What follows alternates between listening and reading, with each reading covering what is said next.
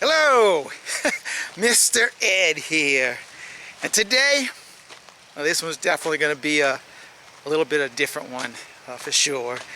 I guess I could preface this by saying calamity and beekeepers have a lot in common because it's just stuff always happens to beekeepers and their bees.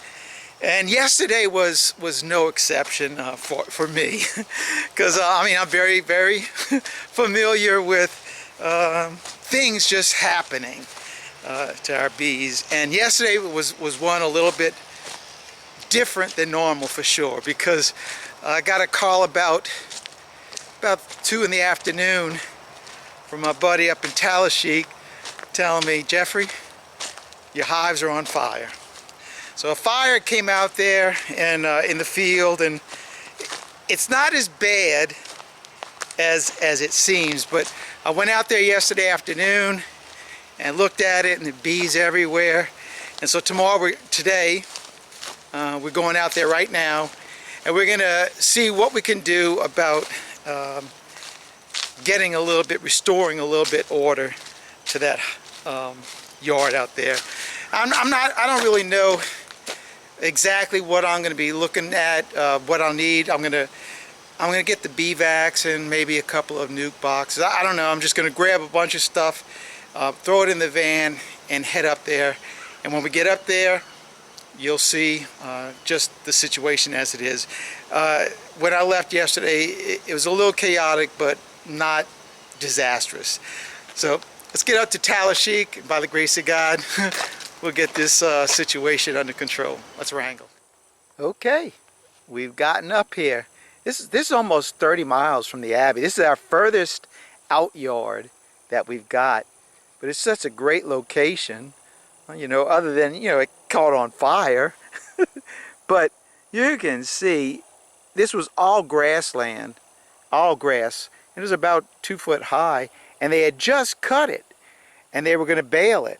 And I don't know the story on, you know, how the fire started or whatever.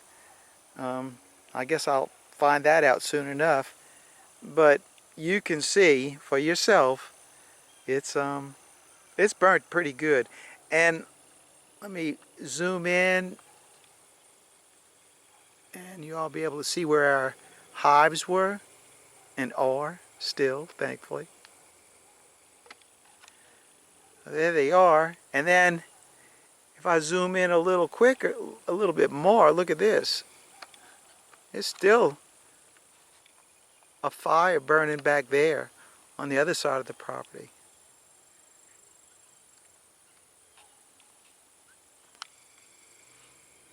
So let's take a ride back there and find out what the situation is with the bees back there. Well, here we are at ground zero, huh? And I'm just looking at this, you can tell how high the flames, well, probably the flames didn't get that high, but it was so hot enough that it did burn the bottoms of those pine leaves. The heat was hot enough to brown them out on the pine tree, even on that oak tree. They got some damage on that. So that fire was pretty hot as it went through here. I don't think that it got high enough, because I don't see any of this. Well, some of those bottom leaves are burnt right there. So on the pine tree, some of them are burnt. So you may have had some fire in the trees. But regardless, it was a pretty intense heat going through here. And looking at that hive, I'm almost certain, I'm gonna have to look back in some of the videos, that box right there had another a honey super on it. I'm almost certain that there was a honey super on that. And judging at the way that is burnt up like that, that top box, which was the honey super, it may have just burnt up. In fact, yesterday Bernie did tell me that that lid that's on there was actually a lid that from another box that was burned that he managed to put on that one. So I bet that's exactly what happened. That he knocked that top box off and then put that lid on top of it. And then I see down at that on that middle line of boxes. There you go. Right there, that end box as well.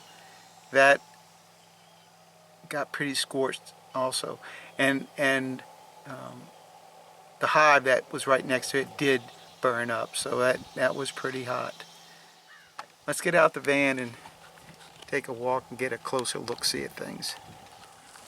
You can see evidence right here.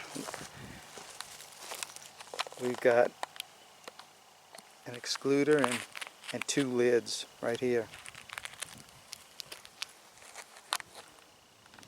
All the wood that was around those lids is pretty much burnt up. I see some of it right there is still attached.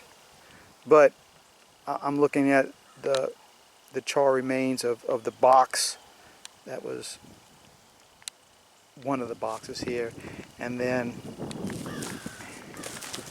one right here as well. And as we move on down, and from what Bernie had told me, he had a skid steer in here, and that's what these tracks are, I'm sure, from that skid steer. He had knocked one or two hives. I don't know. I still haven't got the whole story from him yet either. After I finish, I'm going to talk to him. But I'm looking now, and it's definitely 3 hives that were lost here, because we've got these 2 lids right here, and then the lid right there. So it was 3 hives that burnt up. Let's just continue walking and see the burnt out meat boxes and the bottom board right there. And these are the plastic ones that I had made. And I imagine that's why that fire got so intense, because this plastic, once it catches, golly, there's no putting this stuff out. It's just going. So this is the location right here where 2 hives were, and then as you look how the ground is like wet looking, that is all honey that was spilled on the ground. And right here, look at this. Look at all the bees taking advantage of that honey on the ground. They're just getting whatever they can. And then here's the 3rd box that was burnt up, and it was in that space right there. And then you can tell the box right next to it how hot the heat was, because it's pretty well charred up. And this one is getting robbed out.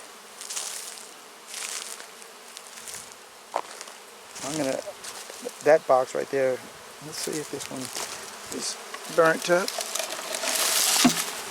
No, that one's still good.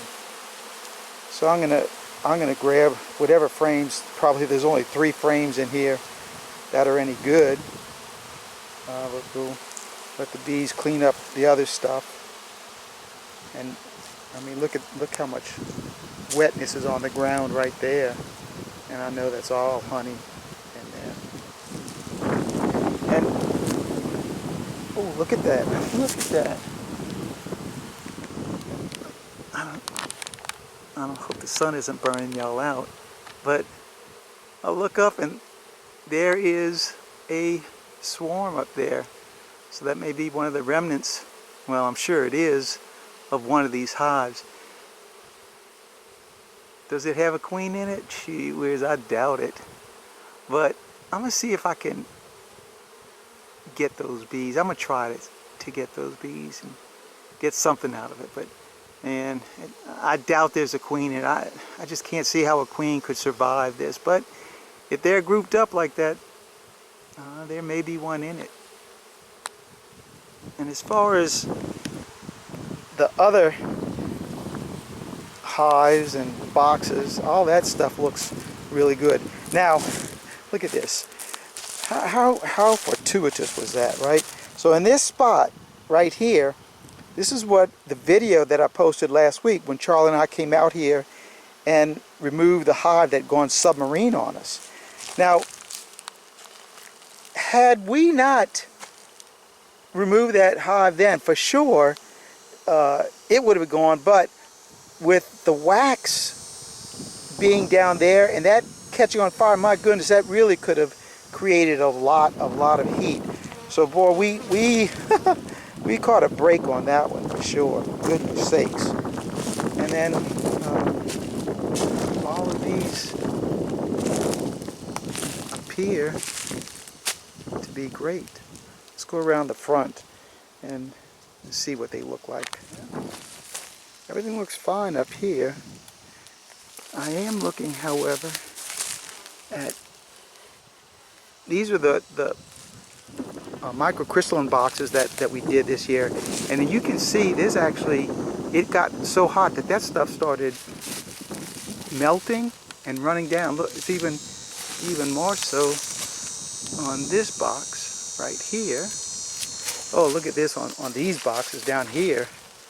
You can definitely tell it on these where it's just, you can see it streaking in there.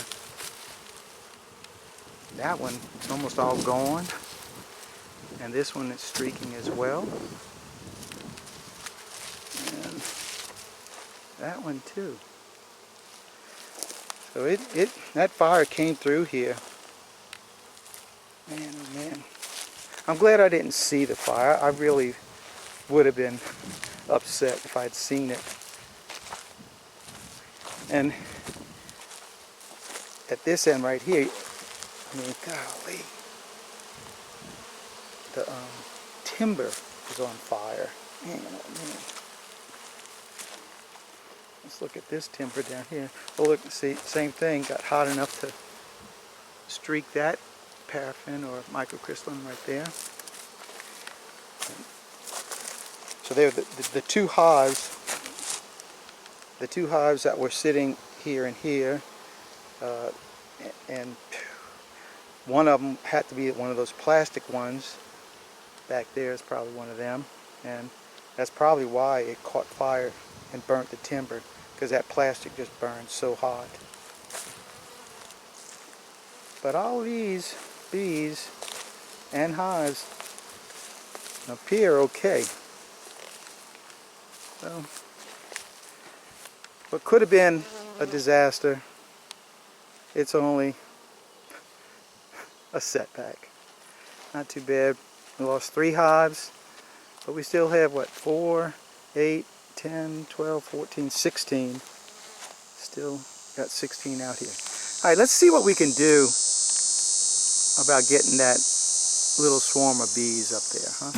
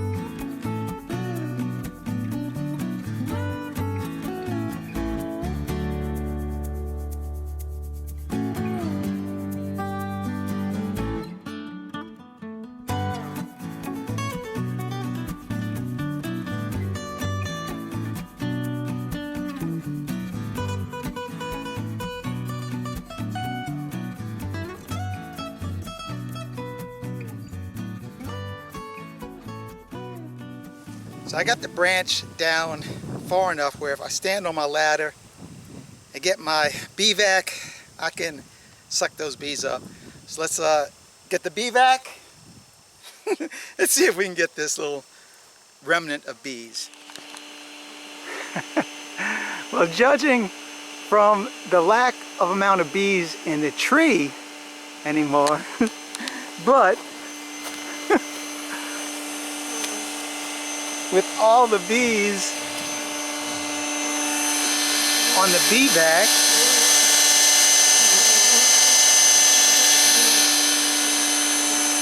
I'm saying she's in the bee vac. Let me get these bees vacuumed up. It's almost time to wrap this thing up. Well, I got the bees in the van. They're in that canister laying down. I took a couple of, what do you call these, tokens, memories of the fire. Here in the truck I got the 2 lid covers. I got the excluder, that's no good. Got the bottom board, that's no good. 1 box and 2 frames of drawn comb. Alright, so that's all for up here. Let's head back up to the Abbey and see if we can get those bees set up in a little nuke. Alright, made it back up to the Abbey and get all my stuff ready. Of course, we're going to be feeding them, so we got honey. And in our little nuke, I've got 5 frames of old brood comb.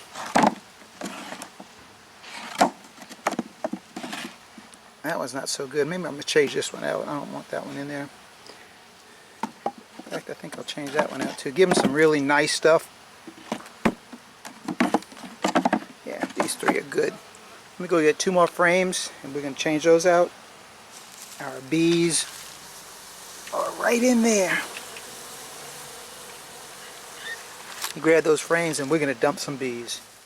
By now, most of y'all are very familiar with my release technique. I just put a spacer box on top of the frames, open up the bee vac, and just dump them in. I'm going to dump them in and then almost right away put the cover back on it just to keep the bees inside and let them sit there for a little while, and I'll come back and finish it off. So let's put the hood on and grab that bee vac and dump some bees.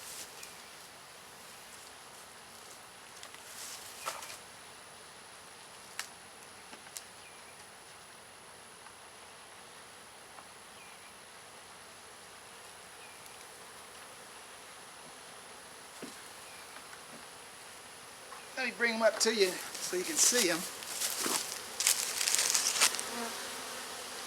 That ought to make a nice nuke, huh?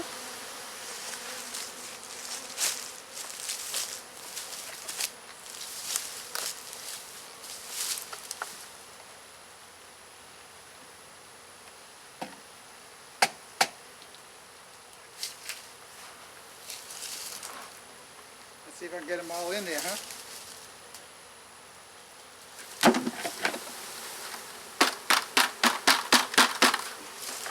Good job, hot dog. Let's cover them up. Make sure our queen isn't still in the bee vac. Nope, there's only a handful of bees in there.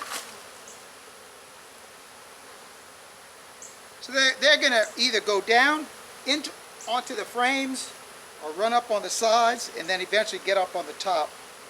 And like in that other video, we found our queen right on the top. So we're going to give them a few minutes right here and then come back and revisit them. Everything looks really good. I went and I reduced their entrance down to only about 2 inches now. Let's lift this top off. See what we got underneath our lid.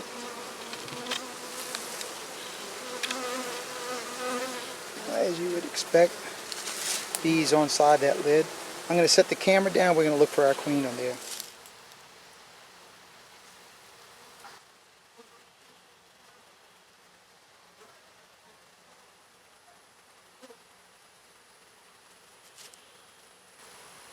don't see her, but that's all right too.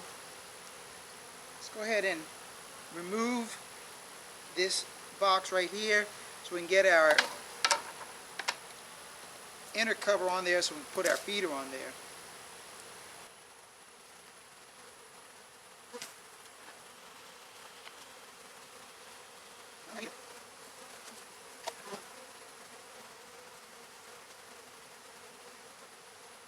So we get our inner cover, our jar of honey,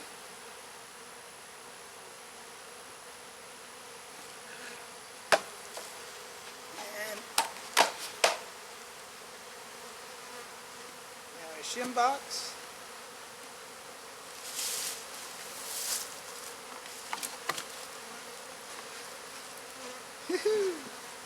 And our lid. Man, these girls, these are nice.